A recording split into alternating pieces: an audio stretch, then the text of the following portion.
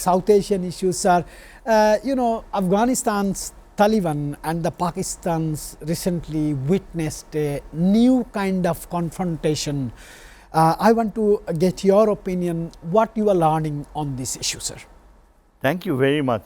Sorry for the delay. I had no control over it. Now, you have raised a very interesting issue.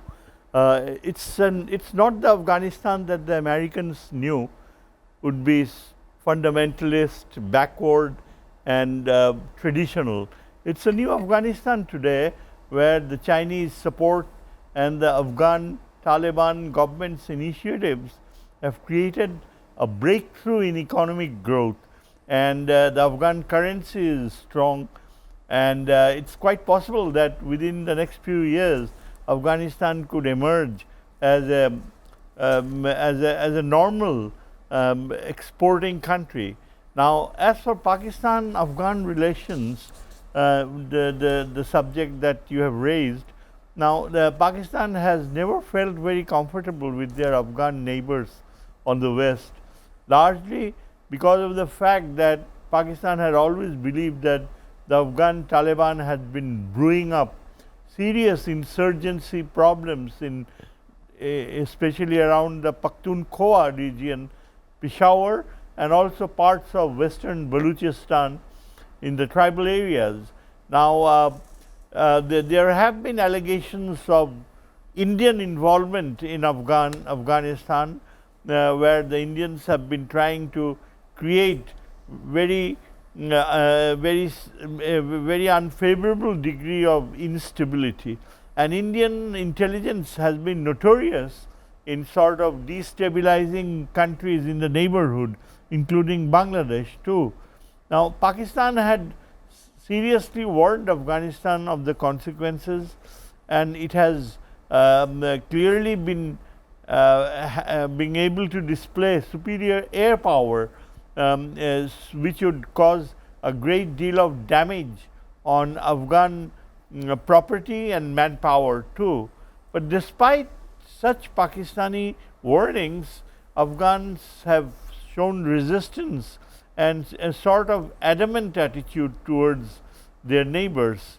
It would have been perfectly normal, feasible if Afghanistan had taken back all their refugees. They have taken back a lot of them, and if they had stopped the insurgency in Pakhtunkhwa, especially the tribal allegiance towards their tribal chiefs, that has not worked out. And it's also, it's been, the rumors have been that Pakistani generals had sometimes been involved in fomenting uprisings among the Afghan chiefs, so that they would be involved in intra-tribal warfare, and which would spill over into Pakistan. The problem is that there is a lot of money involved, the economics of warfare. A lot of weapons are being sold, and there is a lot of profit making that goes on between the two countries in terms of trying to sell weapons and trying to promote a great deal of business, arms business there. That has been a very serious issue, and above that has been the problem of drugs. It has been impossible to stop the cultivation of drugs, which have fetched millions of dollars in the past. So, right now the Afghans have taken a beating from the Pakistani side. Pakistan air power has been tremendously effective in some of the bordering Afghan provinces, especially adjoining Jalalabad, the city of Jalalabad, and Tora Bora mountains, which had been so notorious during the American presence there. So, on the whole, it's quite possible that the Afghans will be provoked even more by the Indians. Very recently, almost like less than a week ago, the Afghan senior minister had visited Delhi and has been assured of Delhi's support to the Afghan resistance, governmental resistance to Pakistan. I am not sure though whether this Afghan delegation's presence in Delhi has been seen very affectionately by the Chinese. because if Afghans get too close to the Indians or get involved in arms interactions, the Chinese would be extremely upset, and China had already informed Afghanistan to minimize its ties with the Indians, especially when Indians have been involved in economic projects. Such projects have often been slowed down because of India's lack of funding, and the Chinese had always warned Afghanistan that it is better that they avoid Indian funding and the complications involved with India in trying to bind up Afghan terms and conditions for Afghanistan that would put Pakistan into some degree of trouble.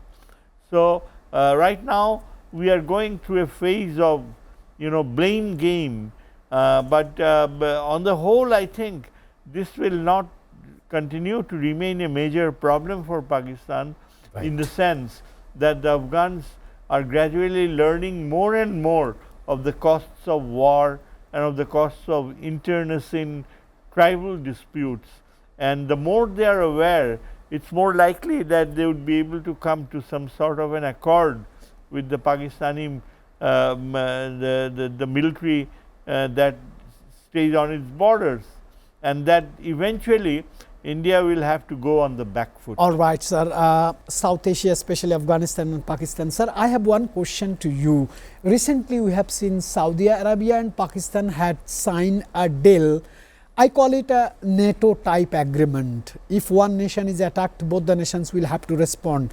But by this time, Pakistan has been attacked by Afghanistan, but Saudi Arabia given a different impression to the media. My question would be, why so quick return from the agreement? Well, the fact is that the Saudi-Pakistan agreement has been a landmark development.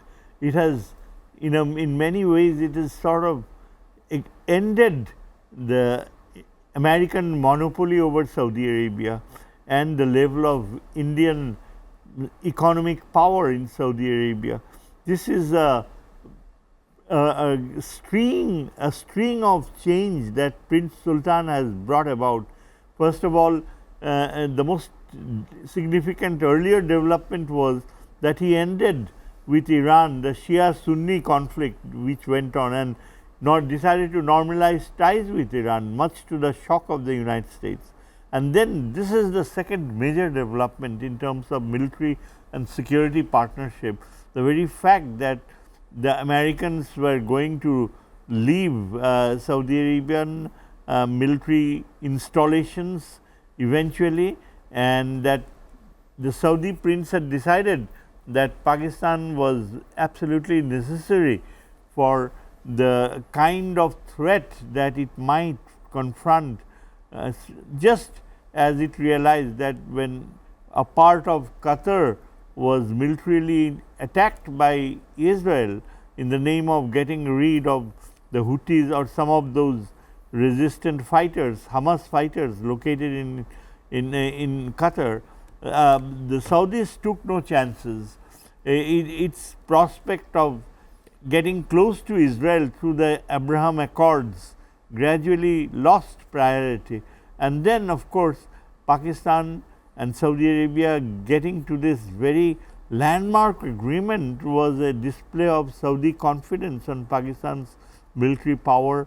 The Saudis would probably do a lot of funding to give Pakistan enough resources to acquire the type of military weapons that may be needed for safeguarding the Saudi defense interests.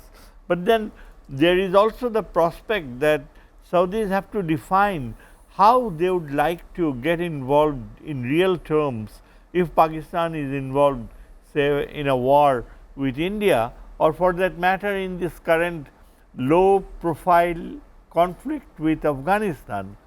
Now, you might notice that I have called it a low profile conflict, because normally when Pakistan has its war with India, it involves a great risk of nuclear proliferation, nuclear showmanship, or what we call that both the countries could even reach a nuclear threshold, and they cut it short and for many years now Pakistan and India had avoided an all out war because of the risks of nuclear escalation. Even this time it was only a 4-day, 3-day to 4-day war where they simply never took any chance to let Pakistan touch its nuclear trigger.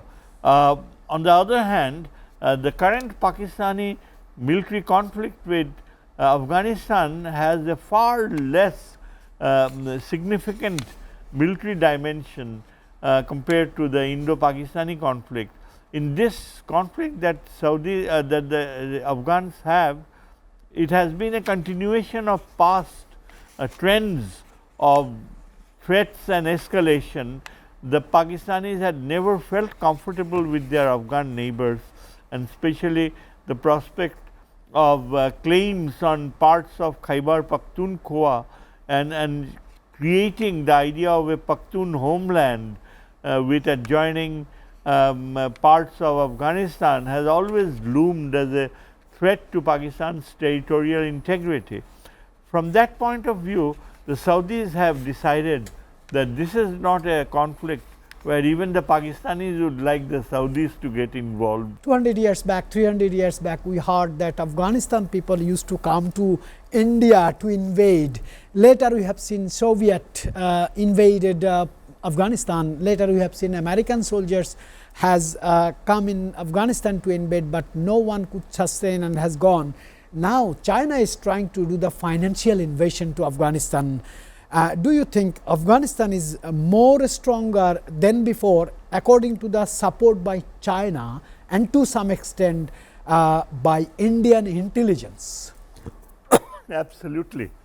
Within a very short period of time, China has brought about a huge psychological change in Afghanistan, something which the Russians had failed, the Americans had definitely failed. Two of the great superpowers used all their military means to subjugate Afghanistan, and what they did was had destroyed the infrastructure of Afghan tribal culture. They had left the country utterly humiliated, but other than that they had also damaged, killed so many Afghan people that both Russians and Americans are unwelcome by the Afghan people. But the miracle that has been performed was by China. China has been the really cradle of human civilization. The fact that it is called a land of wisdom, of great thinkers, it is so vehemently proved by what they have done in Afghanistan. But the exciting thing is that, you know, over the last 3 years, they operated very silently. You know, it took us during there was this Wagan corridor, which is the only road link between China and Afghanistan, and for years the Afghans have been crazy to develop this road link with China.